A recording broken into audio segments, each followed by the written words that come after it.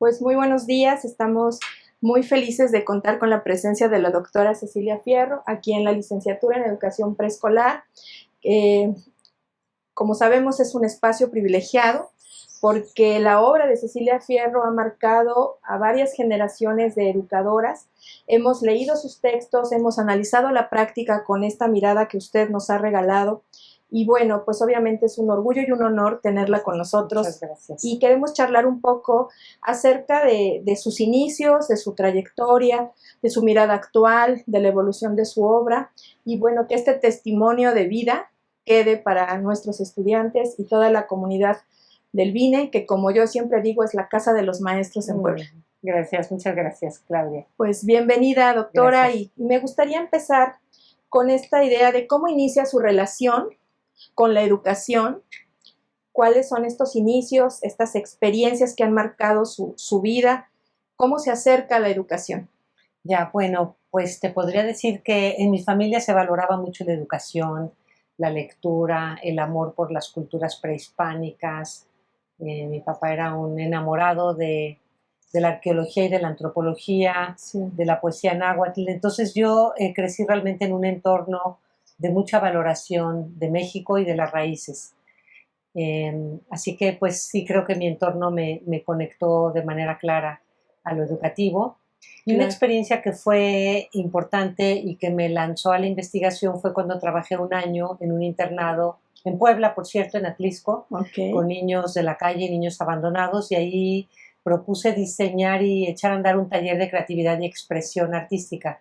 Eran niños con muchas carencias, niños con dislexia, dislalia, en el espectro autista varios, y que tenían muchos años de reprobación. Claro. El taller de creatividad se convirtió en un espacio que parecía mágico, porque podían empezar a hablar, podían empezar a comunicar la vida que habían tenido antes, podían empezar a destrabar procesos y empezaron a desempeñarse distinto en la escuela. Okay. Entonces yo sentí la profunda necesidad de reportar y registrar lo que iba pasando con los niños del Hipoderac.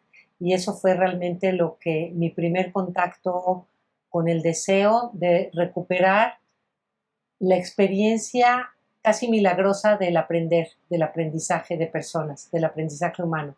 Claro, esta sensibilidad que nos muestra hacia los otros, yo creo que es una de las cosas que ha marcado la investigación y la trayectoria académica de usted. Y eso lo vemos a través de sus textos, de las charlas que hemos tenido la oportunidad de escuchar, de verla, de compartir con otros colegas también. Esto que usted nos cuenta, bueno, es un momento muy importante en su decisión de acercarse a la educación. Esta idea del registro y la mirada, la interpretación son características innatas de un investigador o investigadora. ¿Cuál sería un momento significativo en su vida académica como autora de estos libros que nos ha regalado? Ya. Hay varios momentos significativos. Te podría comentar como muy significativo el primer momento de aproximarnos en un proyecto con 500 escuelas que estaban localizadas desde la Huasteca Potosina hasta Guajuapan de León, donde estábamos haciendo un diagnóstico de necesidades de formación de docentes. Y de ahí nació el modelo de las 6 dimensiones. Okay. Escuchar a docentes, a maestros y maestras que trabajaban bajo un tejabán, literal, bajo un árbol, una sombra, en zonas muy, muy desfavorecidas, indígenas, rurales. Fue muy impresionante y ellos iban planteando qué era importante para ellos y qué era complejo en su práctica. Fue muy significativo escucharles y la idea del modelo de las 6 dimensiones sale de la palabra de estas maestras y maestros, Wow. contando que era importante la localidad en la que estaban, la cultura local, era importante el espacio de la escuela, era importante su vida personal, las distancias que tenían que recorrer, la separación de sus familias, era importante lo que ellos a nivel personal habían trazado como proyectos de vida, y entonces fueron apareciendo en la palabra y en los relatos de las y los maestros lo que son las 6 dimensiones. Creo que fue un momento significativo. Claro, porque además es parte de lo que ha acompañado el camino de las educadoras que lo abrazamos, ¿no? Este modelo de, de, de estas 6 dimensiones que nos permitían ver la práctica. Pero en este sentido que usted nos platica, este ir hacia la gente que caracteriza su investigación, ¿qué valores la han sostenido para continuar en este trayecto de la investigación con los otros, para los otros, ¿no? Y por los otros, porque esta característica humana que usted pone como sello al ir al campo, ¿no? Requiere de ciertos principios y valores que me imagino también la han acompañado en estos retos, ¿no? Que más adelante vamos a hablar de ellos. ¿Cuáles serían estos valores que usted identifica como investigadora, como académica, en este ir hacia la gente? Yo creo que para mí lo que fue muy importante es que venía de la educación popular. O sea, cuando empecé a trabajar en investigación educativa formal, ya llevaba casi 10 años de estar involucrada en distintos proyectos, en los tiraderos de basura de Santa Fe. Había trabajado muchos años anualmente en proyectos en La Laguna de educación popular, proyectos con jóvenes de barrios. Y lo que yo hice cuando empecé a trabajar en educación formal fue seguir los mismos métodos y trabajé mucho en alfabetización de adultos, por ejemplo, con el método freudiano, con el método de la palabra generadora. Sí. Y cuando empecé a trabajar en el sistema educativo, seguí usando los mismos métodos que había utilizado antes porque no conocía otros, no por un mérito especial. Entonces me parecía importante la participación, el diálogo. La educación por el arte había sido una marca de la experiencia de mi trabajo con niños y por eso en mis primeras propuestas de acompañamiento a la docencia estaban muy marcados por experiencias que implicaran no tanto uso de la palabra, sino expresión plástica, visual, teatral, musical, etc. Y me di cuenta con sorpresa que el espacio de la educación formal y los espacios de formación de docentes eran muy secos y muy fríos, y que por esa razón era muy bien acogida una línea de trabajo que abriera a otras formas de comunicación y expresión. Lo que hacían, por ejemplo, lo que resultaba de un rompecabezas llamado Mi Escuela, era un tipo de diálogo que no lo podríamos haber tenido sin mediar un objeto o que permitiera expresiones, metáforas, imágenes distintas. Entonces aprendí mucho y yo en ese momento no tenía claro que era algo distinto a lo que se acostumbraba. Claro. Pero esa fue la manera de conocer y de acercarme al magisterio. Estoy hablando de los lejanos 80s, 85, 87, 89, 90. Sí, y justo recuerdo en este momento este texto de Más allá del salón de clases, que fue uno de los primeros a los que nos acercamos con estas dinámicas que permitían al profesor mirarse, a ustedes mirarlos, pero además descubrir, ¿no? Qué estaba pasando en el contexto educativo, cómo su identidad iba marcando su forma de hacer docencia. Creo que esto que usted comenta es sin duda lo que nos hace pensar que usted es una de las precursoras, ¿no? de la investigación centrada en el aula, centrada en los profesores, en la vida cotidiana. ¿Qué la lleva a poner la mirada, además de lo que nos ha contado, en lo que sucede en el aula con los profesores? Porque sin duda en la investigación educativa, en los distintos tipos de investigación, en la academia, ¿no? Poco se había hablado de esto, poco habían volteado a las escuelas, y por eso creo que en las normales valoramos mucho lo que usted ha hecho, enormemente, porque nos permite este hábito del ser profesor, pero también del ser investigador, ¿no? ¿Qué está pasando con mi propia práctica? ¿Descubre usted o puede tener alguna pista que la lleve a recordar en este momento esta provocación para voltear al aula, además de lo que ya nos ha compartido? Pues yo te respondería de la misma manera que la pregunta anterior. Fue la escuela, la gran escuela de la educación popular, lo que me hacía valorar el espacio de la construcción de la oportunidad educativa, que era el espacio de las aulas. El Centro de Estudios Educativos era un centro comprometido con una diversidad de proyectos dirigidos a adultos, a jóvenes en distintas regiones del país. Y el área de formación de docentes no había existido como tal. Me tocó atender el primer proyecto y era un proyecto tan pequeño, por decirlo así, que se lo podían asignar a una persona joven y prácticamente recién llegada al centro. Claro. Es decir, recibí ese proyecto porque no había nadie más que le pareciera interesante de los investigadores formados. Y fue abriéndose un espacio muy rico y esta línea de reflexión basada en mirar la realidad, interpretarla y definir junto con otras personas involucradas en los procesos, acciones de transformación, era como la base para pensar y para considerar que el aula era un espacio muy privilegiado de atención. Hay que decir que la investigación-acción muy pronto dejó de ser muy valorada en medio de la gran investigación educativa en México, puesto que había otras líneas con mucha fuerza como la etnografía que desarrollaba el CIMBESTAB a partir de los 70s, que se creó el CIMBESTAB en los 73, y la investigación-acción era una modalidad que no tenía la valoración equivalente a otras formas por considerar que había menos rigor, que la acción dispersaba, etc. Sí. Y sin embargo, el Centro de Estudios Educativos estuvo apostando mucho a esta línea de proyectos. Y yo muy felizmente estuve participando en estos proyectos. Claro, y esto es una de las tradiciones cualitativas que nosotros, los normalistas, tenemos, ¿no? Que atraviesan todos los planes y programas porque son nuestras estudiantes las que van al campo, las que hacen esta observación, las que reflexionan sobre su propia práctica, me refiero a esta investigación, acción de la propia práctica. Y creo que por eso nos hace sentido la obra de Cecilia Fierro, ¿no? Y el impacto que tiene en la formación y ha tenido en los planes y programas.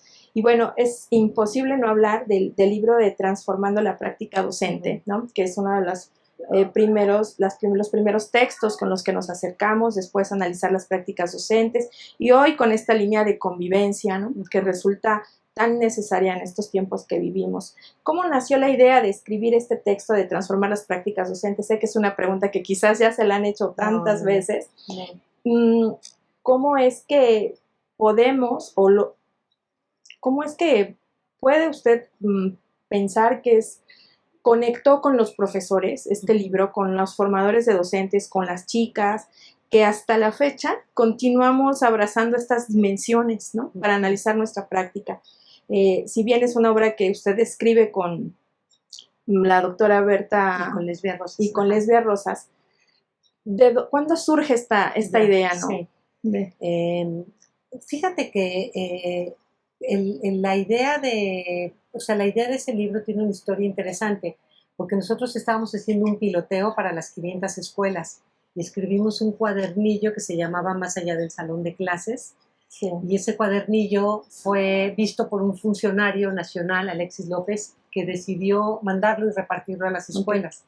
Okay. Y eso hizo que el Centro de Estudios Educativos se interesara y nos pidiera integrar a una investigadora titular, y era una investigadora joven muy recién llegada, okay, que era Lesbia Rosas, como para que acompañara y apoyara desde su formación muy freiriana, digamos, la escritura en una segunda versión. Okay. Entonces ahí se integra, yo invito a Berta Fortún, que se integraba al CEE, y lo que sucedió con ese libro fue que después de una tercera versión por el Centro de Estudios Educativos, la editorial Paidós se interesó y nos pidió hacer una edición ampliada y revisada que se publicó en 1999.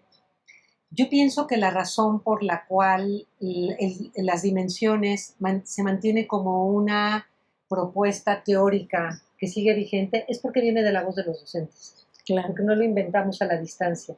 Fue la escucha atenta y cuidadosa de voces de cientos de maestras y maestros quienes al hablar de sus preocupaciones, de sus experiencias y de su vida en la escuela, relevaban esas y no otras dimensiones. Y justo por eso es un modelo teórico híbrido, porque tiene dimensiones analíticas y dimensiones que serían socioinstitucionales.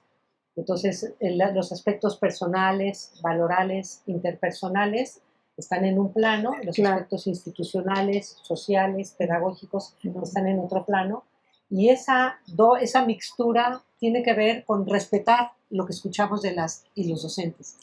Y con lo que viven, ¿no? Actualmente los docentes y conviven. Incluso creo que el libro ha servido también para trazar estos caminos de cómo organizarnos en las instituciones, ¿no? En ocasiones. Desde este tiempo, si trazáramos una línea del tiempo, ¿cuáles son, desde su punto de vista, las aristas más urgentes a las que debemos atender los docentes de educación básica y los docentes de educación superior? Ya. Yo creo que la arista fundamental es la construcción de contextos para el aprendizaje y para una convivencia democrática, para una convivencia pacífica. Ese es el mayor desafío, porque aprender y convivir no son dos agendas distintas, es una misma agenda. Sí, claro. Y cuando reviso, y por ejemplo en la experiencia que hicimos ayer de revisar textos de tiempo atrás, me doy cuenta de que la semilla de preocupaciones actuales ya estaba colocada en el tema de mirar el acontecer del aula, sí, como el espacio privilegiado que hay que cuidar, y que desafortunadamente muchos mensajes dirigidos al magisterio, muy particularmente del nivel superior, mandan en otra dirección. Se trata de transmitir agendas técnicas, laboratorios, investigativas, etcétera, pero no construir con personas. Sí. Y en esa construcción de personas es donde se fortalecen los aprendizajes. Sí. Así que me parece que ahí estaría una línea de trabajo importante, una línea de reflexión y de investigación. Sí. Sí, muy interesante lo que usted nos comenta y que en ocasiones perdemos de vista, ¿no? Tanto los que formamos docentes como en general las instituciones de educación superior, pero que estos tiempos nos exige retomar, ¿no? El hecho de mirarnos, de reconocernos. Ayer nos decía esta idea de observarnos, de escuchar al estudiante, ¿no? Que también consideraría una lección, ¿no? Que debemos tener como aprendida. Me gustaría ahora transitar un poquito en esta idea de como mujer, ¿no? Como investigadora, como una mujer que ha recorrido muchas instituciones, ha recorrido el país, pero quisiera volver un poco la mirada a estos retos que como mujer ha enfrentado en la academia, ¿no? Estas experiencias o brechas o desigualdades. Yo incluso pensaría en romper estos techos, ¿no? Que la academia a veces impone. ¿Qué pasa en esta trayectoria de usted? ¿Qué nos recomendaría a las académicas? ¿Cómo lo vivió? ¿Qué pasa con una mujer como usted, con tanto que decir, en un marco, hablo de hace muchísimos años quizás, pero que tal vez sigue presente esta idea del género, de la mujer, de lo difícil que es para la mujer abrir caminos, porque usted ha abierto caminos para que otras transiten en esas rutas, ¿no? ¿Cuál fue su experiencia? ¿Qué nos dirían las mujeres que estamos? Nuestra comunidad principalmente es de mujeres y tenemos siempre la firme convicción de que investigar en el aula e investigar otros contextos es inherente al profesor, pero también hacer academia, la escritura, pero todos esos caminos son gracias a mujeres como usted, que en algún momento decidió abrir esto, romper estos techos. ¿Qué nos puede decir al respecto? Bueno, lo primero que te puedo decir es que una de las cosas que más me ha impresionado a lo largo de 4 décadas de visitar el país de punta a punta en pequeñitas comunidades, sí, en el norte, en el centro, en el sureste, ha sido darme cuenta de que la educación pública la sostiene principalmente la fuerza de mujeres. Sí. Y casi siempre son mujeres que hacen el trabajo que es registrado por hombres. Eso ha sido una constante y tengo recuerdos vívidos de todo el país, incluyendo las escuelas normales. Es decir, las mujeres como la fuerza silenciosa, poco valorada, poco reconocida en muchísimos casos, no en todos los casos, que sostiene cambios, innovaciones, programas con jornadas agotadoras. En una época me dio por preguntar, cuando mi conflicto materno-laboral era fuerte, me dio por preguntar a cada persona que veía en cada lugar cuántas horas trabajas al día, y me sorprendí de darme cuenta de cuántas mujeres trabajan sin horario. Podían recibir llamadas y demandas a cualquier hora. No estamos hablando de 8 horas, estamos hablando de 10 horas, de 12 horas, llevándose el trabajo a casa el fin de semana. Entonces, lo primero que yo quisiera decirte es que tengo un inmenso reconocimiento por el papel de mujeres en educación. Y me parece importante que recientemente hay movimientos como la Red de Mujeres por la Educación que están claramente impulsando el reconocimiento del papel de mujeres en la historia de la educación en México y que cada semana se hable de una mujer en educación. Creo que es un movimiento indispensable. En lo personal, creo que tuve mucha suerte por el tipo de instituciones en las que me moví. Nunca tuve luchas que implicaran desdén hacia las mujeres, Claro. y en parte no por otra cosa, sino porque no había nadie que estuviera trabajando o abriendo espacios, en parte porque no estaba en espacios ya construidos por haber trabajado en una universidad de provincia pequeña, en la Iberoamericana de León, donde todo lo que íbamos abriendo era nuevo. Entonces, Claro. en realidad lo que teníamos fue apertura. Sí, ya como funcionaria universitaria sí me tocó ver estos temas de hombres y mujeres. Me acuerdo de un colega que me decía: compañera, hay que cuidar el cuerpo, hay que cuidar el cuerpo. Y yo creo que se refería a que me veía con mucho más cansancio que quienes tenían el mismo nivel de Claro. responsabilidad. O sea, mi jornada era muchas más horas, más amplia. Entonces, me parece que somos las mujeres las que en parte hemos sostenido sistemas de simulación, cuando en realidad las responsabilidades están siendo sostenidas por personas y el reconocimiento, el ingreso y la visibilidad política es para otras.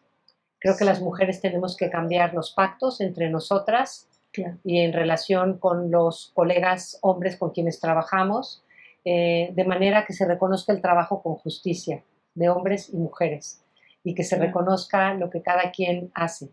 Pero sí, sí creo que la academia eh, es un espacio que propicia, para mi gusto, en exceso los egos, el egocentrismo, muchas veces rivalidades y muchas veces competencias desleales. No me tocó vivirlo nunca, no me tocó vivirlo nunca, y sí me considero muy afortunada por no haber tenido que vivir nunca una guerra de ninguna especie, Claro.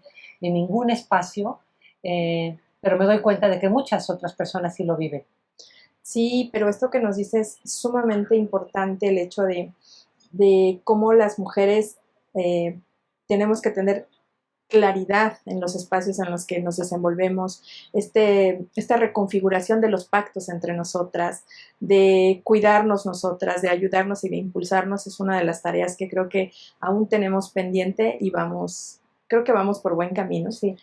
Pero también pues estar conscientes, ¿no?, de lo que está sucediendo en nuestros contextos y también para formar a nuestros estudiantes con esa mirada, ¿no?, sorora, pues también compasiva a las otras mujeres, pero también decididas, ¿no?, hacia y trazar rutas claras de crecimiento y de mejora en los espacios laborales. Y yo creo que un tema que pendiente muy importante, tanto en la academia como en el sector educativo, es aprender a poner límites. Sí. Los puestos sin horario, las jornadas de 24/7 agotan y acaban a las personas. Me impresiona muchísimo que una secretaria de presidencias municipales, de espacios, le esté mandando mensajes laborales a las 11 de la noche, esté contestando correos a las 12 de la noche, Sí, claro, o en las madrugadas. Y me parece que poner límites es una manera de proteger la vida de hombres y mujeres y también la salud del sector claro, educativo, del sector público y de las áreas de investigación. claro, este respeto por la vida del otro, ¿no? Sí. Y las distintas dimensiones que la componen. Eso creo que los maestros también lo debemos tener muy, muy presentes. ¿Qué le preocupa a Cecilia Fierro con el contexto actual, hablando en política educativa? ¿Qué consejo le dejaría a las nuevas generaciones próximas a egresar de las escuelas normales? ¿Cómo le gustaría que dialogáramos sus obras en estos contextos que estamos atravesando como Estado, como país, con estos temas que nos obligan a tener nuevas líneas de pensamiento? No podemos ver la educación normal de la misma manera que la veíamos hace décadas por los propios tiempos que vive la juventud. Si pudiera escribir un nuevo libro para los normalistas, ¿cómo lo titularía? Yo pienso que la gran asignatura pendiente de la educación en México es rescatar la educación de la cárcel, de ser rehén de los pactos políticos, administrativos, sindicales. Creo que esa es la gran tragedia de nuestra educación pública. Es la causa de que se reinvente la educación cada periodo de gobierno, que se desestimen extraordinarias y buenos proyectos y acciones, que se mande a la bodega libros y propuestas que estaban floreciendo apenas en las escuelas. Creo que en la revisión de los pactos políticos sindicales y sus consecuencias en reorientar, en haber reorientado el sentido y el espíritu de la educación más en función de la carrera política que de la carrera y del compromiso educativo, está nuestra mayor asignatura. Lo que vivimos actualmente es un ejemplo clarísimo de esto, de la desatención de un contexto, de un momento pospandemia, de un inmenso rezago de prácticamente 2 ciclos escolares, donde lo que necesitábamos era atención, atención afectiva, socioemocional, atención pedagógica urgente, y en lugar de eso nos lanzamos a una cruzada que empieza al revés, como han dicho otros académicos, atropellando procesos con propuestas buenísimas que por lo demás no eran novedosas, tienen más de 100 años las propuestas de la educación activa en el mundo, y que, sin que se rechace la idea de movernos en esa dirección, sí se puede cuestionar los procesos, la manera de hacer las cosas, la manera de convocar a las escuelas y sobre todo de cancelar la posibilidad de sistemáticamente analizar el progreso en los aprendizajes. Pienso que este rescate de la educación, de ser rehén de los pactos político-administrativos sindicales, tendría como horizonte enfocarnos en el estudiantado, en sus aprendizajes, en su desarrollo humano. Pienso que esa es la tarea pendiente a la que nos tendríamos que abocar todas y todos quienes estamos en la educación. Claro, son ellos los protagonistas y por ellos todo, ¿no? Siempre comentamos aquí, por ejemplo, en la licenciatura, que son nuestros estudiantes y nuestras estudiantes el motivo y el principio y el fin de todas las decisiones, ¿no? Le preguntaba si tuviera que escribir un nuevo libro, ¿cómo lo titularía pensando en las escuelas normales? Yo escribía como hallazgo de mi tesis doctoral una frase muy fuerte que decía: la invisibilización del alumno como fenómeno inadvertido del sistema escolar mexicano. A más de 20 años de haberme titulado, diría: la invisibilización del alumno no es un fenómeno inadvertido, es un escándalo a voces, es un escándalo a voces tan grande que en medio de meses y meses de historias de la educación, las únicas personas que no han aparecido son los estudiantes, sus aprendizajes, su oportunidad educativa, su derecho a la educación.